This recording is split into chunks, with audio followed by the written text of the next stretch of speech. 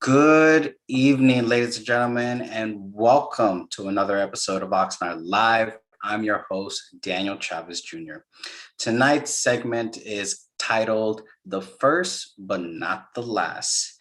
Over the past few years, and we can go back histories as seeing that women or minorities breaking the barriers, but in particular, over the past few years, we have been seeing more and more women breaking on into the political fields or taking on those CEO jobs or those positions that normally would go to men. And I'm not here trying to bash men as a man, but I wanted to emphasize the importance of celebrating these women that break those barriers, whether it's the first Native American woman joining Congress, the first minority and female vice president of the United States, the first minority female CEO of the second largest transportation company in the nation, LA Metro, and even right here in our own backyard, the first Latina on the board of supervisors, the first African American woman on the Ventura City Council, the first African American woman that is holding the assistant clerk Ventura County clerk and recorder position, as well as even held the Oxnard city clerk position. It is super important to be able to celebrate these accomplishments. And even after announcing tonight's show, we've actually came across additional people that we want to also celebrate. So tonight's conversation is talking to these three women that are going to be pretty much sharing their story, their experience, looking into the world and seeing why doesn't it reflect who I am and what my community is, and how they are supporting others to be able to break those barriers as well. So ladies and gentlemen, please join me in welcoming Carmen Ramirez, Lorrie Brown, and Michelle Ascencion.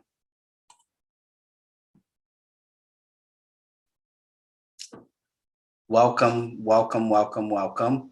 Thank you for taking the time to join me tonight. I know we're busy and we have things going on, but I do appreciate you taking this time to join us and share your experiences. So what we're going to do first, we're going to start with a quick introduction, 2-3 minute introduction or shorter of who you are, the title that you have officially, and then when you became the first. So we'll start with Michelle Ascencion. Thanks, Daniel, and good afternoon, everybody. I am Michelle Ascencion. I am currently the Assistant County Clerk Recorder for the County of Ventura. Prior to that, I was the elected city clerk in the city of Oxnard from 2016 to 2020. I believe I was the first African-American woman to be, at all, to be city clerk in the city of Oxnard. So very proud of that, since that is my hometown, and I'm a product of everything Oxnard, the school district, Oxnard College, everything. And then prior to that, I served as city clerk for the city of Port Hueneme. Again, I believe I was the first African-American city clerk in Port Hueneme, but I haven't taken the time to verify that, but I'm pretty sure, just anecdotally, that was the case. And I have about 14 going on 15 years of local government experience. And I'm just very pleased to be here this afternoon and among such great company. So thank you. Thank you, Michelle, for joining us. And we'll now go to Lorrie Brown. Thank you, Mr. Chavez, and thank you for inviting me on to Oxnard Live. I consider it an honor. So I was elected in 2018 in the city of Ventura. I am the first Black person elected ever, and that definitely is a milestone. And I'm very proud to be able to say that. I believe that I am here so that I can elevate the voices of other women and other people of color, and I've done exactly that. I champion the rights of the underserved, which inevitably mean women, and the diverse voice that is out there to speak towards those issues that normally don't get any light, or that other council members, a part of the status quo, may not care to, that may be too uncomfortable for them to want to approach. And I was a part of the first female majority on council. I was elected recently to SCAG's regional council, which is an amazing thing for me because affordable housing, I've been following SCAG and VCOG and all those organizations for years. And I'm proud to be on there with Carmen Ramirez, who now was recently elected and elevated into, I believe, president, right? Second vice president. Second vice president. Okay. Not official yet. Oh, Soon. not. I'm sorry. So maybe I shouldn't have said Okay. that. Okay. I'm the recording secretary of the California Black Caucus of the Democratic Party. And that was another first because we were the first female majority on that body. And I hold a master's degree in public policy and administration.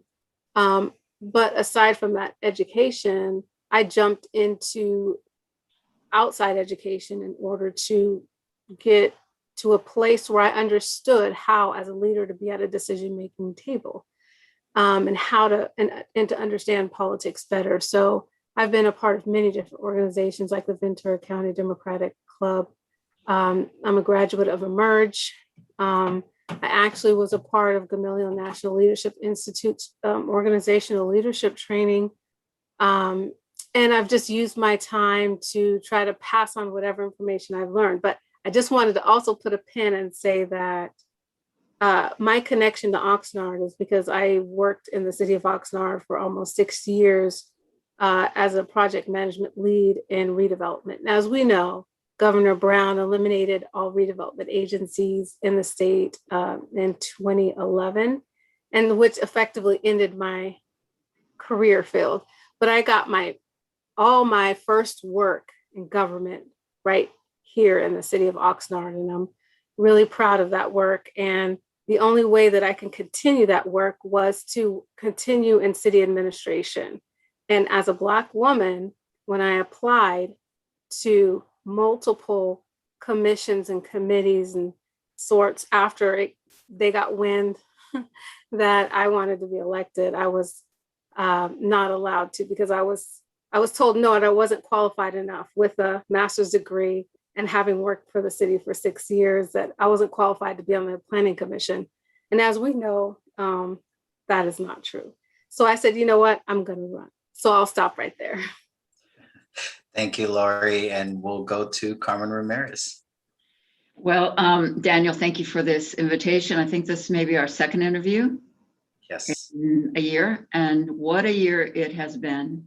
And I would say to my colleagues here and the public, what a year to take on any of our duties or to continue in them. It's been really a challenge for government, because government, its first duty is to protect people's health and safety. And that's been a challenge. So I was on Oxnard City Council for 10 years. I am an attorney. I still pay my dues. I'm active.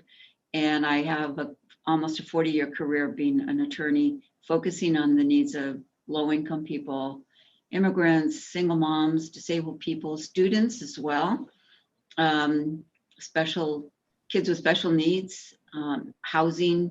I've gone on consumer. Consumer was a big deal for me because you could really get into a jam if you get into a jam with a bank or a debt or a credit or a consumer contract, all that stuff. So I am the first Latina, a person of Mexican-American descent, to serve on Ventura County Board of Supervisors, but I'm only the third person of that heritage who ever served on this Board of Supervisors. The first was a fellow named Adolfo Camarillo, who came on, I think, almost in the first set of supervisors. He was a ranchero from Camarillo. He served from maybe 1906 or something until 1914. His photo's on the wall back here up in the hall. You can come and see it when we open up. And then the next Latino who served was John Zaragoza, whose term ran out and he encouraged me to run. And here I am sitting. I told him, I saw him today. I said, you kept my seat warm, or you kept the seat warm for me. And so it was a long stretch. I'm certainly not the first woman to serve here. There's been quite a few. And I do serve, the majority of the supervisors are women, Linda Parks and Kelly Long. And before them, there were a number of other women like Kathy Long, Maggie Erickson, Kildee, and of course, Linda Parks has been on for a while, and she's, it's great to be on the board with a little bit of women. The guys are good too. So what's it like to be the first? You know, I was the first Latina elected to Oxnard City Council. We had quite a few.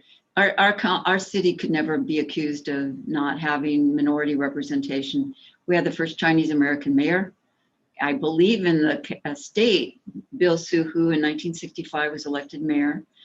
We had Sal Sanchez, who was appointed mayor. We had Manny Lopez, who was mayor for a long time, elected mayor. And we, of course, now we have John Zaragoza as the mayor and quite a number of other people. I could go on and on. We had African-American folks on. I served with Dr. Irene Pinkard when she was mayor pro tem. Before her husband, Bedford Pinkard, may he rest in peace, and quite a few others. So, but, and some women, but I was the first Latina and I was elected in 2010. I have been through 8 campaigns. And I'll tell you, see this hair? It's too dark. Anyway, so I am always happy to mentor other people, women, especially young women, young people who want to have their voice heard, because that's what we've got to do today. We've got to listen to our young people. It's Earth Day, and the world that we are currently leaving to our young people is not in such great shape. Thank you all for joining me, and yes, definitely, you know, to Bedford Pinker, who served on the Oxnard City Council, may him rest in peace. I've had the privilege of knowing him. I actually attended the church that he used to attend, and his wife, Dr. Irene Pinker, who was the first African-American mayor pro tem on Oxnard City Council. So thank you all. It is a privilege and an honor for me to be able to moderate this. One, because of all the accomplishments that you each bring, and then 2, that I have the honor to be able to call you friends. So thank you all for joining me tonight. We'll go ahead and get started with trying to figure out the background. You know, as you each alluded, you are the first, you know, you felt the need to step up and, you know, do something. And I'll go to Lorrie being the first person to address this. Growing up, how was it for you not being able to see anybody that reflected you? And then what did that make you feel like that you needed to do to step up? Thank you. That's a great question. So having grown up in the city of Ventura, I think one of the most important things, as you mentioned, is just not seeing someone like you. So automatically that kind of sets the tone. You start looking for someone to, as a child, to associate yourself with, or to model yourself after, or to pattern some of your behaviors of, oh, what did they do? And what was their path to success? And when I was unable to locate that, it really did have an impact, because there was no blueprint. There was no one to say, look, I saw that person do it. And so you grow up and matriculating through K through 12 education within the educational institution. And you then try to look to your teachers. You try to look to principals. You try to look to anybody and everybody that you could think of. And everywhere I turned, there was no one. There were no Black women or Black males in leadership in the city of Ventura back in the 1980s. And if there was, I did not see them, and definitely not on council. And so what that did, in a classroom where you are one of 5 people in the whole entire school, you learn very quickly that that your voice is not necessarily the one that is wanting to be heard. And it's a touchy subject, right? Because you don't want to point fingers. You don't want to accuse anybody that, look what they did to me. It's more of a cultural thing. If it's an accepted practice by everyone you're around, then everyone kind of falls lockstep into that behavior. It's kind of like that Maslow's theory, of that final one at the bottom is acceptance. That's the biggest one. That's the most important one. So if anyone deviates outside of that expectation, then they become the other. They become, I don't know, shunned or treated differently, or, they suffer the ramifications of that. Most people don't want to step outside of that box. So I understand that. But it does mean that it makes it difficult to see yourself getting to where I am today. So as a child, it's weird. I always knew I wanted to run for city council or for some sort of elected office, even before I understood fully what it meant. But I never felt like I would be able to run in the city that I grew up in, having witnessed what I witnessed. Basically, when you're marginalized and when people look through you and speak over you and dismiss you over and over again, you learn to believe that you can't do things, that you're incapable, that you're not allowed. And so once you graduate from high school, or once I graduated from high school, but I'm encouraging other women of color, if this is a similar situation, is to actually re-educate yourself. I was miseducated about myself, about who I am as a Black woman. But I went about re-educating myself by taking leadership classes and taking Black history classes and Chicano history classes and world history. As they always say, you have to know your past to know where you're going. So I just dove all the way in. And it was exciting time in my life. And that helped build me up. I had to rebuild myself, a part of me that wasn't there. And I can talk a little bit more about it later, but that's how it started. I had to take the initiative myself, and I had to make the decision that I understood that I would not accept what was expected of me, which was nothing, and find a new path and create my own blueprint for myself. Thank you. We'll now jump to Carmen Ramirez. If, as she already had alluded, this is her second time being on Oxnard Live. When she was in the election last year for County Board of Supervisors, she joined me. There was a good hour and I believe 15-minute show. So if you want to review that interview, you can visit our website, oxnardlive.net, and you can review her video. So Carmen, same question to you. How was it growing up, and what the motivation behind stepping up and not allowing those barriers to stop you?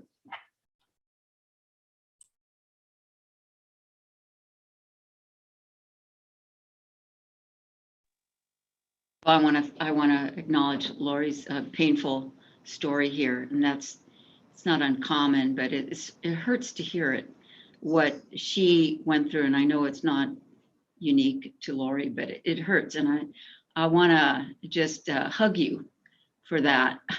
because that it deprives the rest of us of your gifts when anybody feels diminished and not valued because of who they are. And it's just, we're coming to a reckoning in this country about that. Way overdue. I have a lot of work to do. But this year, beyond COVID, the social justice movement has really told us we have a lot of work to do. We have to heal old wounds. We have to, as Lorrie said, we have to know our history so we can fix it, so we can repair that. So I did want to acknowledge that.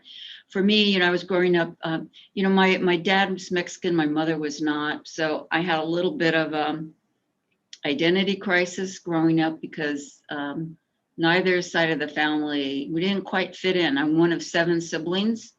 I grew up in a neighborhood like La Colonia in Oxnard. However, my mother, I think she was the only one in the entire neighborhood who was not Mexican.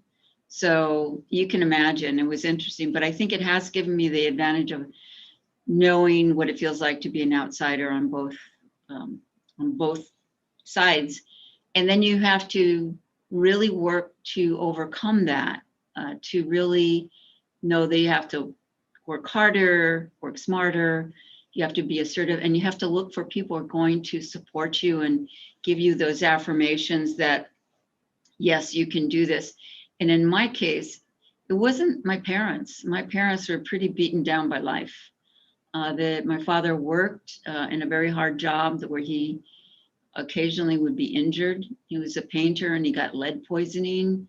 My mother, she had 7 kids, 7 live kids, and she would just work constantly, meals, laundry, discipline, not much discipline, and really hard lives. And I think they both, had a lot of regrets about how poor they were. However, growing up, I didn't realize how poor I was till I really went to college, because I grew up in a relatively poor community. But what we did see was discrimination against Hispanic folks, against people who spoke Spanish. And I also really remember being in high school, wanting a job, and we had a McDonald's close to us, close to the high school. I go in there, only boys could get a job at McDonald's. You ladies are too young to remember that. And I'm thinking, that is wrong. That's not fair. I could flip burgers. So you kind of, I think we all grow up with a sense of justice, and some of us demand it, and some of us are beaten down, and we may think we're not entitled to it, but we're all entitled to justice and fair treatment.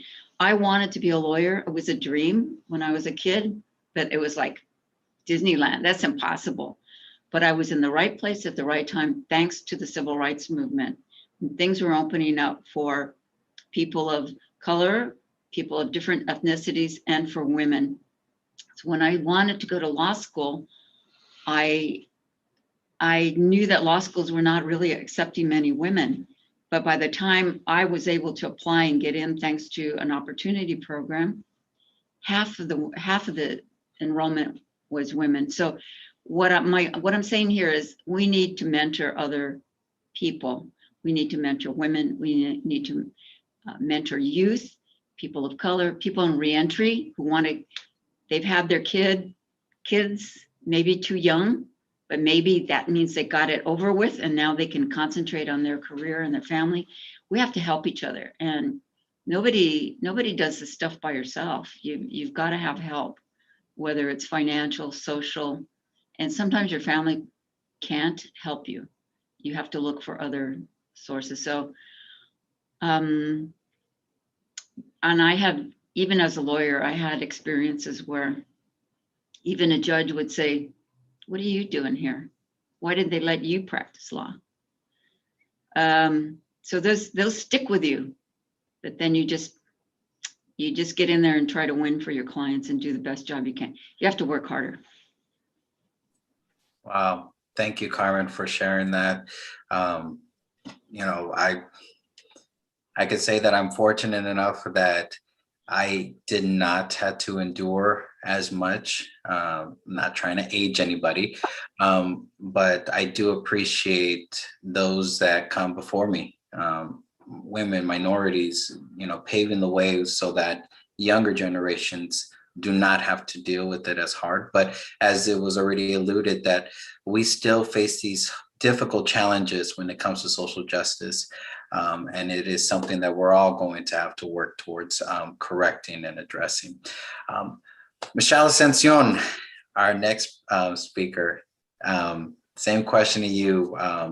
Growing up, you know, not seeing the leaders, and what motivated you to dive in there and change it? Well, you know, I've always been, well, let me start with, I was born in Los Angeles, and the part of the city where we lived, there were a lot of African Americans, and you know, our neighborhood had mostly Black and brown. The school I went to had a lot of African Americans, and then we moved up here to Oxnard when I was 6, and didn't see a whole lot of many others, and but that was okay. But I always felt like an extreme minority, you know, ever since that time. Growing up here in Oxnard, and then for college, I went to Cal Poly. Again, it was, I remember there would be days where I would try to count how many other minorities I would see, you know, walking around the campus or walking around the city. And there were many days where I didn't count any higher than one hand. So, but you know, I share Carmen's sentiment about Lorrie's story. Just feeling like, you know, my heart goes out to you for what you experienced, Councilwoman Brown. I have to say, I didn't experience a whole lot of that.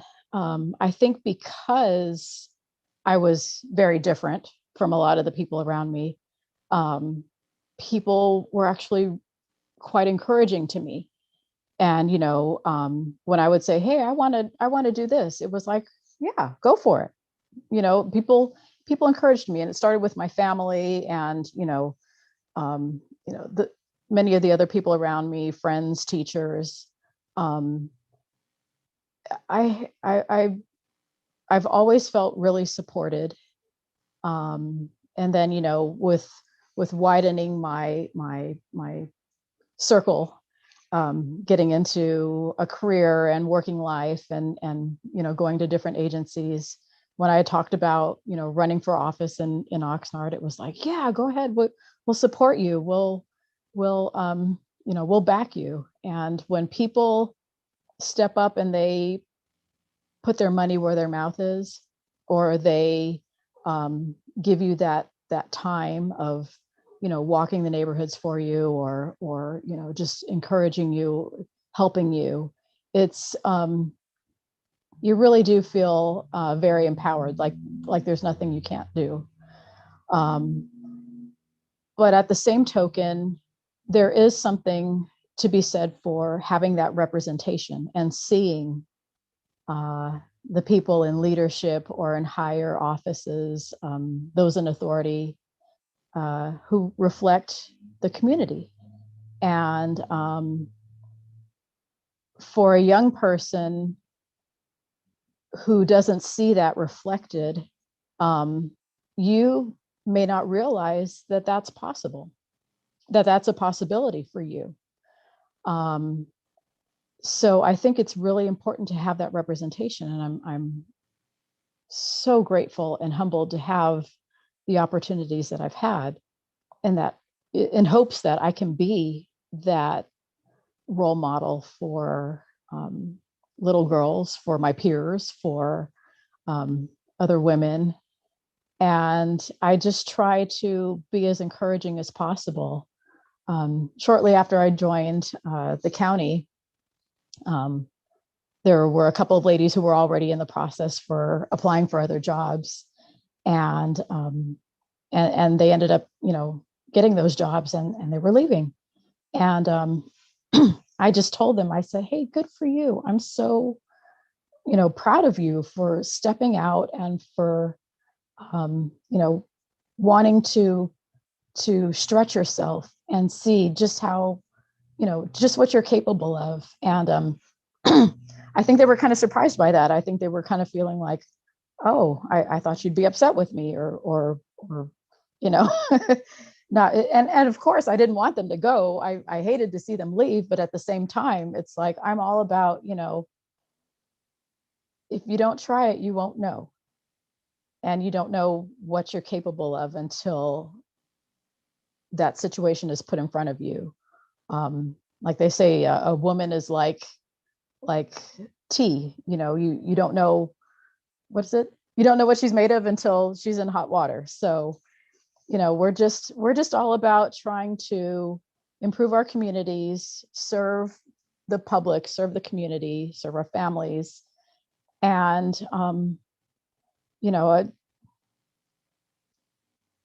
I think just being, serving as that model of excellence and trying to just do your very best in every way. I mean, that's your the best way that you can be a role model. And I consider Councilwoman Brown and Supervisor Ramirez, my role models, because, I feel very fortunate to know them and to be able to count them as friends and role models. So yeah, girl power. Thank you for that. Each one of you said something that stuck out to me. Councilwoman Brown, you mentioned that you tried to apply for a job, but because it wasn't really based on your education, but based on who you are, that you were considered not qualified. Supervisor Ramirez making the comment that a judge told her, why are you even here? Who allowed you to practice law? And Michelle, a comment that you made in regards to people want to see themselves, their opportunities, could they get there? Each one of those are very powerful things to hold on to and the motivation factors. But I want to ask in regards, because Supervisor Ramirez, you've been a practicing lawyer for a number of years. Councilwoman Brown, you've been in public service and recently elected, not recently, but elected back in 2018. And then Michelle, your public service. Did you see resistance when you were in your fields that you felt, should I just give this up? Or do I need to push forward and prove those that are the naysayers wrong? We'll start with Supervisor Ramirez. I had the experience of when I was in law school, I was kind of an activist, and I didn't really get the best grades. I certainly passed, and ultimately I passed the bar on the first attempt. But I remember when I was really struggling to get the money to pay the rent and to pay my bills and to take all the bar courses when I graduated from Loyola.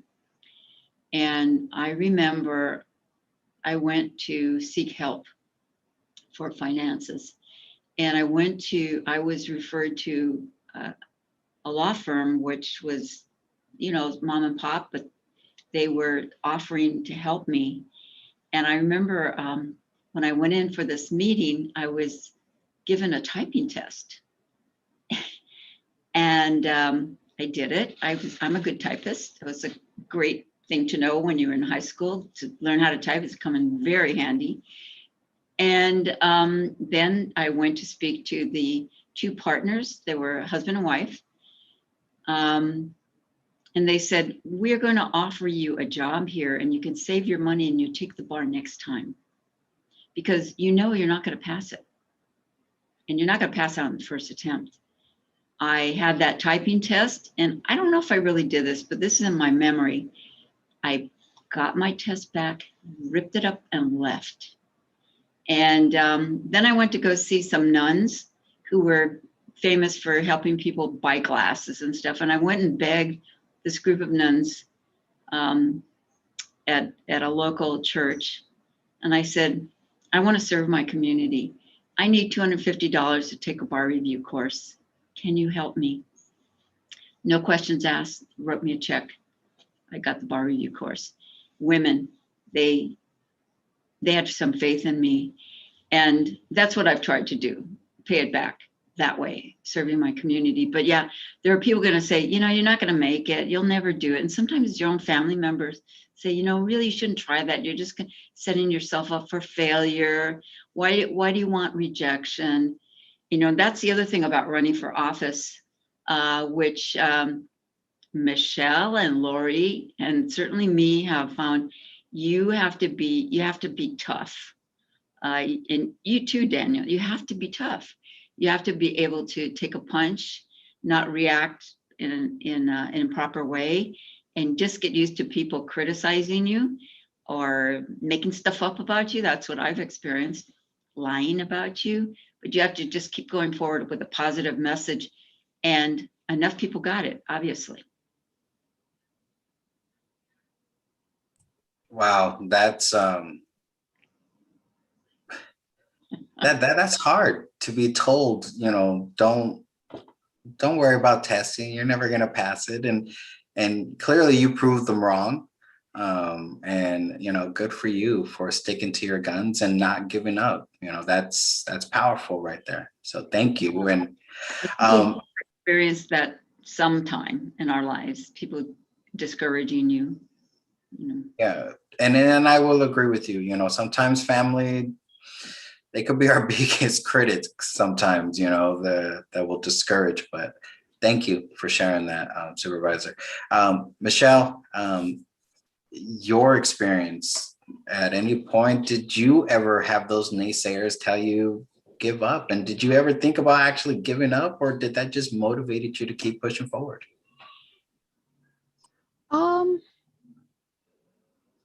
I don't think I had people saying it to my face, but there's always people who try to be obstructionary. I think the problem with me is that I'm so darn stubborn that I sometimes when the fight is the strongest is when it, you know, brings out the strongest fight in me. So there's that. Maybe that can be seen as a virtue or a vice. I'm not sure. I think what has helped me, particularly in my local government career, is that as a city clerk, it's definitely a woman-dominated field. And they are so supportive of each other. I've got so many sheroes in the city clerk field who have mentored me along the way, who, you know, put their arm around me and brought me along and advised me and comforted me and encouraged me, and who I could, you know, I could name 20 right now that I could pick up the phone and just call for technical support, for emotional support. You know, they are my lifelong friends, even though I'm no longer officially part of the tribe. But yeah, local government is a tough business, especially working for a city. Now that I'm at the county, I'm seeing the contrasts between the two, and definitely easier at the county level, although supervisor, maybe not. But working at the city, it's almost nonstop with a lot of negativity and criticism from certain community members. So when you have a well that you can go to be refilled, it really, you know, everyone needs that, I think, especially if you're facing a lot of obstacles or, people just flat out saying that you can't do something. So I would hope that we as women would do that for each other, build each other up instead of trying to tear each other down. But then, it doesn't just have to be a woman thing, everyone says, we're Oxnard strong. Well, let's support each other, Oxnard. Let's step up and be, help our whole community move forward. California strong, and just, I think that if, and then some of it has to come from within too. If you're not getting your support from the outside, if people are doubting you and criticizing you, you've got to find a way to encourage and motivate and inspire yourself. And it can be hard. And I think people just have to recognize that some days are going to be harder than others, and just realize that you have it within you to be what you need to be, and just don't give up. Thank you for that. And I think that's also very important, to have that support system to be able to support you, especially with the city. Our supervisor can elaborate more on that it is very challenging in local government, and with the negative comments and the negative people. Councilwoman Brown, we'll go to you next.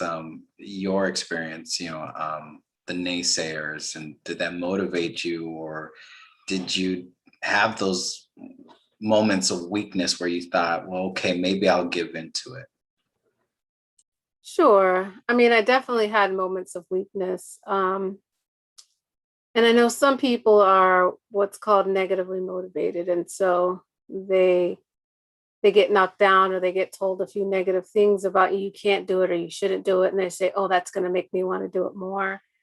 And I've never really been motivated that way. I have like this strong center moral compass, and that tells me where I'm supposed to go, what I'm supposed to do, and how I'm supposed to do it, and what I'm willing to sacrifice in order to do so. So for me, it was more about finding that compass. And once I found the compass, trying to decide what direction I was going to go. And in that process, it was a long process, over years, getting an education and doing a lot of different leadership training. But it's true what Supervisor Ramirez was saying about totally being able to know exactly what it is you have to do, and not caring about the naysayers, or not caring about the people who stabbed you in the back, or cause you to lose an endorsement, and for a fact what happened in the background, and nobody else knows but you have to show up on the scene with a smile on your face and say, hey, how are you doing? How's your family? And really mean it. I absolutely heard things like, you shouldn't run, you won't win. Do you think they're ready for you? Do you think they're ready for someone Black? Do you want to be a 2-time loser? So for me, I had to run 3 times before I actually won the seat. And civil rights policy does work, because really the 3rd time was a charm. That's how they coined it in the paper. Because once the city of Ventura got pushed to go to districts, that's what allowed me to have that opportunity to run almost unopposed. But I will admit that as a person who has a part of me that I acknowledge is a little bit of an agitationalist, there's a part of me who understands the necessity of agitation as a tool to bring attention to issues that matter. And so automatically, when you come on the scene with explicit purpose to promote change. It sometimes incites an automatic negative reaction from those who don't want change. And so I do understand that. So I don't walk around naively thinking, oh, woe is me, you know. So I accept that. But one of the things I did do is I participated in, I think it was after the first election cycle. Once you lose, I always tell people, oh my gosh, have an exit plan ready for yourself after the first election cycle, like what you're going to do and focus on and get yourself out of that, because you get in this cycle of constantly promoting yourself, constantly campaigning, constantly raising money, and your mind doesn't turn off after the campaign ends.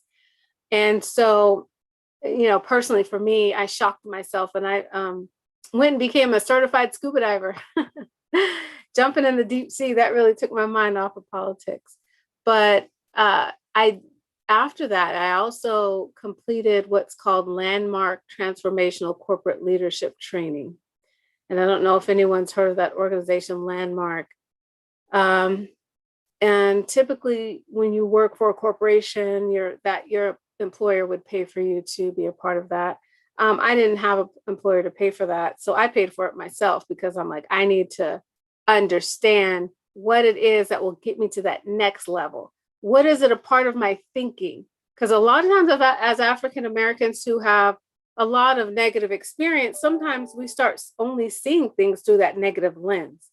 And so I said, you know what, I'd like to have a more rosy colored lens. So how could I get there? So in the Landmark training, what I learned to do is exactly what Supervisor Ramirez was talking about, was to be decisive, to listen and hear only what people were saying and not anything else. Take that for what it is. If there's a good part of it, put it over here, and the bad part, you put it over there. You separate that from the person itself. You learn to engage and appreciate the person for who they are, what they've brought to you, what they've taught you, and you continue to move on and build those relationships, because that's the only way you can get through politics. I guess that's all I'll say about that. Thank you, and I appreciate that. I want to get into, because I know we're running short on time, but I want to get into the work, because again, our segment today is the first but not the last. And Supervisor Ramirez, she had talked a little bit about how she's supporting others to take on those leadership roles, to break those barriers. And as I mentioned in the beginning of the show, a couple of years ago, we had the first Native American in Congress. We have now the first minority female vice president in US history. Over 200, and I believe it's 42 years of our country has the first female vice president. That's glass shattering. So I want to hear, what are you doing to support the next generation, the next potential leaders that are going to go into the leadership roles, or maybe even just a job? Like I mentioned, LA Metro just announced the first minority female to lead the second largest transit agency in the nation. And we'll start with Supervisor Ramirez. Well, I've always made it a point to mentor, especially women who were, for example, starting a legal career, wanted to be a legal career, or even who are trying to learn how to be a lawyer. And I always really, really enjoyed it. I work with high school students and college students. They've been my unpaid interns, and I always try to make it productive for them so that they can use it to succeed. And I was asked last year I was seeking an endorsement of Latinas Lead California, that is nonpartisan and it supports people. But one of their critical questions is, who have you mentored? And I sat down and I surprised myself. I had a huge, huge list of women I had mentored who were seeking office or a particular job or getting into law school, or even if they were in office, kind of coaching and support. So that's really, really so important to do. And anybody who thinks they got where they're at on their own 2 feet, they're just not paying attention to all the work that came before to get us where we're at. We're standing on the shoulders of giants. And I would include people like Dolores Huerta and other people who raised awareness about what's going on with women in our country. And here we have Kamala Harris. And this is not a partisan show, but let's just be looking at the future. What's going to happen there? We've certainly had to deal with racism in our lives, in our country, but the kind of efforts you see now to get people to really, again, recognize our history. Why are people sort of confined to a particular neighborhood? In Oxnard, we had racially restrictive covenants that did not let people build family wealth. That did not let people go to good schools. It's really documented, but if you don't know that, you think, well, those people, they just don't have the intellectual ability, or they're lazy, or we've heard it all. But we have to know why people are not allowed to have certain opportunities, and it lasts for generations, but there's something we can do about it. And I think a lot of people in this world are looking at how to bring people up. So, because again, if we're losing productivity of women, people of color, even people with a particular disability who have other talents, we're losing out on that productivity and that creativity that can move mountains, can find cures for things, that can lead us in a better way.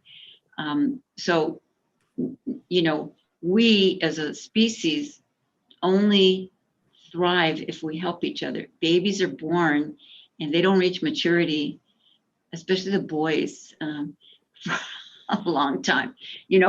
Children they can't live on their own until, they're young teens. So our species has survived by being communal, by helping each other. And sometimes people forget that, but anyway, that's my philosophy.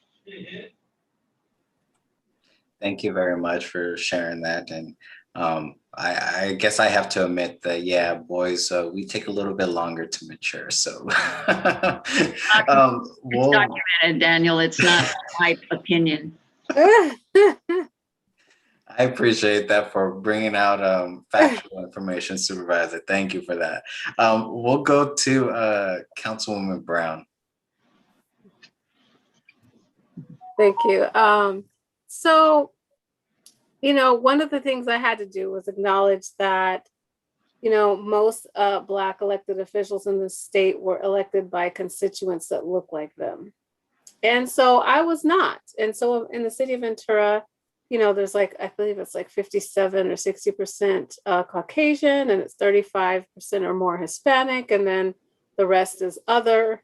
And so I wasn't elected by people who look like me. And so what I had to learn was how to find common threads, common values with other people. One of the things that I ran on my platform, which I thought was really important, was not only affordable housing and economic development, because that was my career field, and I understood how sales tax revenues funded city services, and I understand the dynamics of how affordable housing got built. And I knew that in the city, that affordable housing was always a really huge issue. And so I said to myself and to the public, I will use my position to get other Latinos, people of color, and women on this council. And I've done just that. So I've used my position to be an advocate for the Hispanic community in every single committee and chair that I sit on. As chair of the Appointments Recommendation Committee, I pushed for and successfully appointed a young Latino to an advisory board. It was a young man, fully educated. I believe he had a master's degree. Some of my colleagues said they just couldn't see why. They weren't sure if he could handle the committee.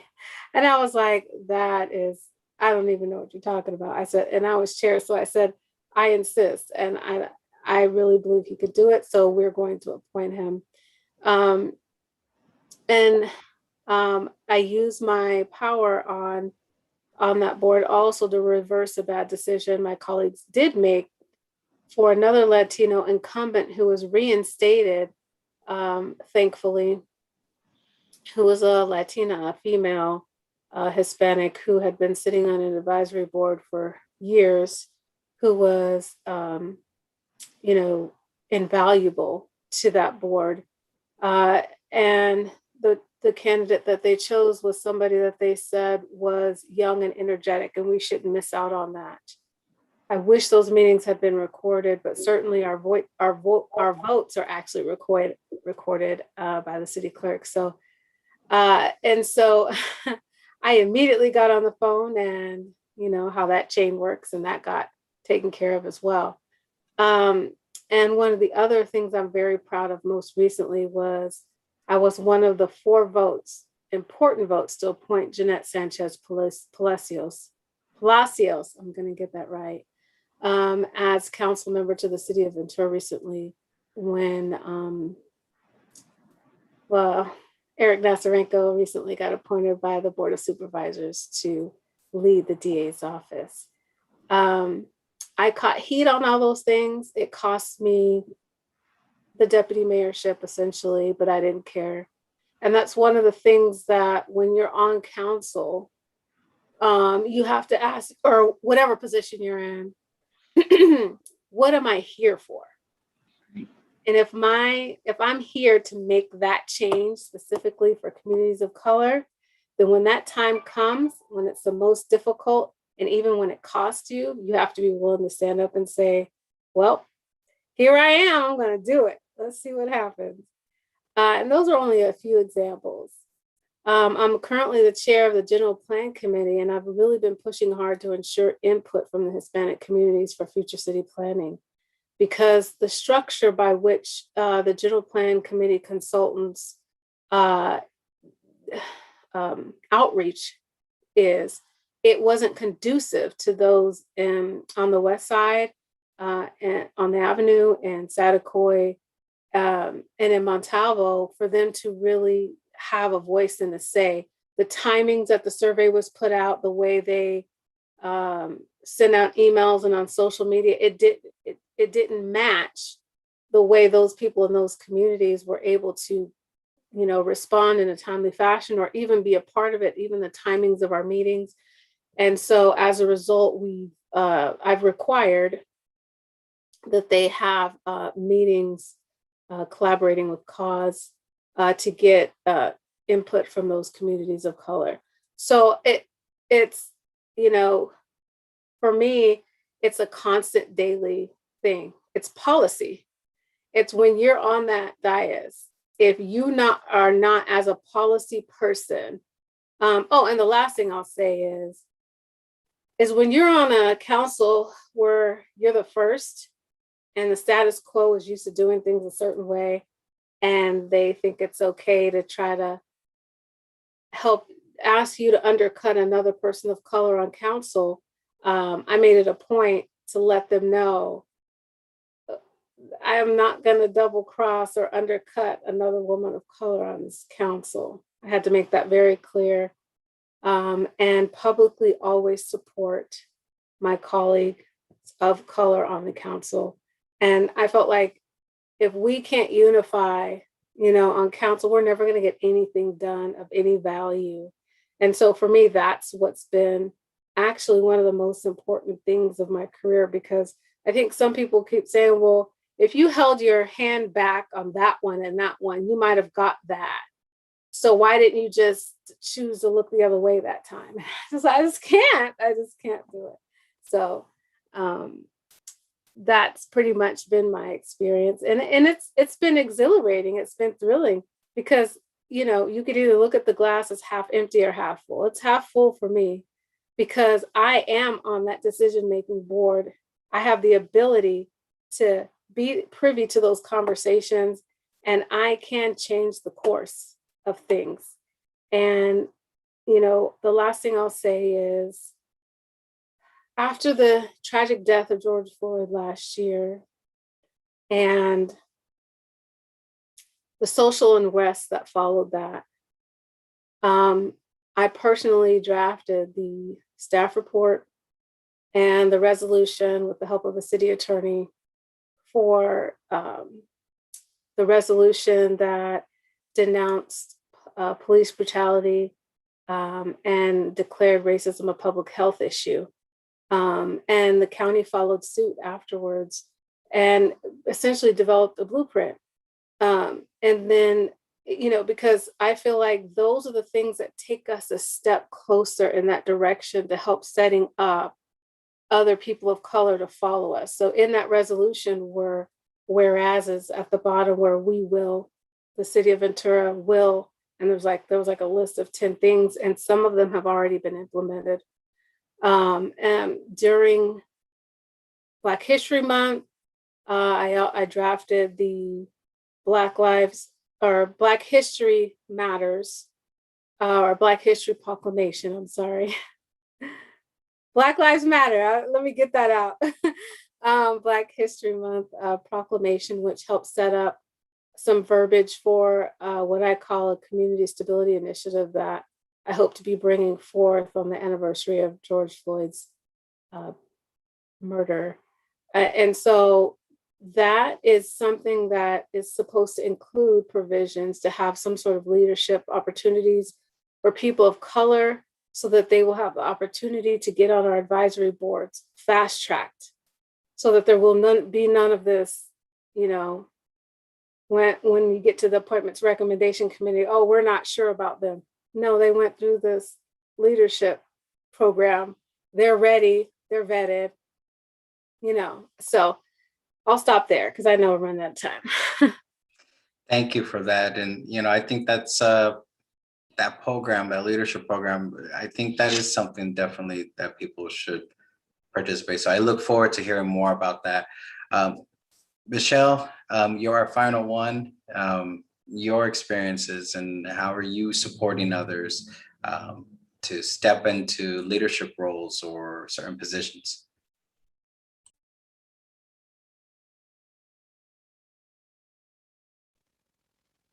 Sorry, I don't have any examples nearly as good as the supervisors or the councilwomen's. I haven't directly mentored anyone, and I don't have any appointing authority. I guess my influence is just in individual relationships, being there to help out others, particularly other women, and just trying to exhibit the qualities of a role model in everything that you do, in the ways that you relate to people, in the quality of your work, and just treating everyone with respect. Sorry, I don't have a better answer for that, but I just try to do my best and hope that reflects in how others perceive me. So, and hopefully people will want to try to do what they're seeing from me. Awesome, thank you. I just want to read one comment that came in. It said, "Thank you, ladies, for sharing all the hard work. Stand strong for every woman who is working hard." I appreciate each and every one of you for joining me tonight in this conversation. I wish we had more time because the stories are very important. So I appreciate each and every one of you, Supervisor Carmen Ramirez, Councilwoman Lorrie Brown, and Ventura County Assistant Clerk and Recorder Michelle Ascencion. Thank you for joining me tonight in this conversation. I'll go real quick if anybody had any final comments. Supervisor Ramirez, any final comments? I always like to say, don't be a bystander, get involved, be engaged. If you see something bad happening, do something, say something. We know how powerful that can be as of a couple of days ago. Councilwoman Brown. First, I want to say to Michelle Ascencion that just being where you are is an example to other women, and the way you carry yourself in such a poised manner and fashion, and being so good at what you do. I've heard so many good things from you from the first time I met you till now. Doors open up for you because of your qualifications. And I just wanted to say that, because sometimes mentorship is not just, speaking, like actually taking somebody under your wing. Sometimes it's just being your best self, and you definitely are doing that. So I just wanted to say that while I was on the campaign trail, I coined the phrase, I'm the qualified choice. And so I just wanted to encourage all the viewers that convince yourself that you are the qualified choice in everything that you do. Never doubt yourself, and always rise above the noise, and be sure that you're clear about why you're there and what you intend to accomplish. You're here. Awesome. Michelle. Thank you, Lorrie. I take that to heart, and I really appreciate that. Thank you. Just really quickly, I was thinking back to when you're a senior in high school, they invite you to put your quote, the quote that you live by, in the yearbook next to your senior picture. And I remember that I had put way back in 1993 at Santa Clara High School, those who believe succeed. And just, I just want to encourage everybody out there, all the young ladies, all the older ladies, anybody who has a dream, just believe and work towards it, and just don't give up. And, just, you can do it. You can do it. Thank you again, ladies, for joining me tonight. Be sure to join us for tomorrow for a special edition of Oxnard Live at 6 p.m. as we have Santa Clara High School join us as we talk about their 51st annual fiesta celebration that's going to be occurring this Sunday. So that is right here on Oxnard Live at 6 p.m.